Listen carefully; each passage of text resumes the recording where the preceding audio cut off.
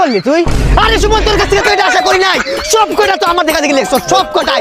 আমি স্যারে আমারে বলছে রাকিব তুমি যদি আরেকবার তাদেরকে দেখাও তোমাকে আমি সাসপেন্স করবো, তারপরে জীবনের ঝুঁকি নিয়ে আমি তোদেরকে দেখাইছি যাতে আমি ফ্যাস হই আর আমার বন্ধু ফেল হবে, এটা আমি কোনোদিন মাইনা নিব না।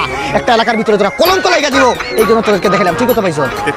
33 টাকা পাস হইলো। হ্যাঁ এটা কোনো 5 নাম্বার হইলো? তুই কত পাইছো?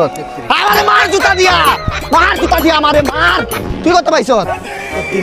না আমার খুব কষ্ট না, ফুটিয়ে লাল করে দেবো বের করে। কেয়ার লেগে কি করলাম মাঝে মাঝে ভাবি, হাই রে হা কোনো কিছু অভাব করছো বাবা তুমি তোমার বাসায়? আরে তোমার তো 5 তলা বিল্ডিং, আর তুমি অভাব করছো করে? সংসারে অনেক অভাব না, করতে পার নাই।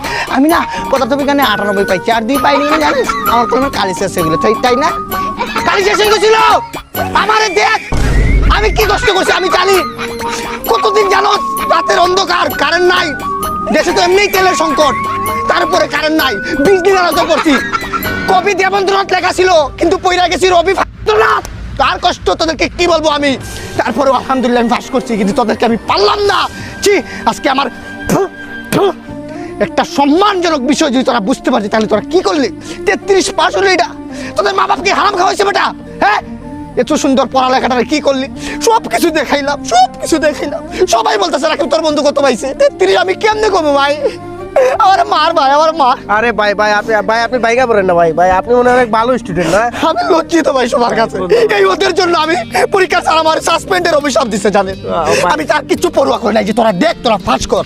ও ভাই তারা তো ভাই অনেক কম নাম্বার পাইছে ভাই। আপনি 33 এর একটা কম পাইলে 32 এ আসলেই ভাই আপনি ভালো স্টুডেন্ট মনে হয় নাকি? জি ভাই আলহামদুলিল্লাহ, আমি কোনো সময় এটা নিয়ে অহংকার করবো না। জি ভাই আপনি কত পাইছেন?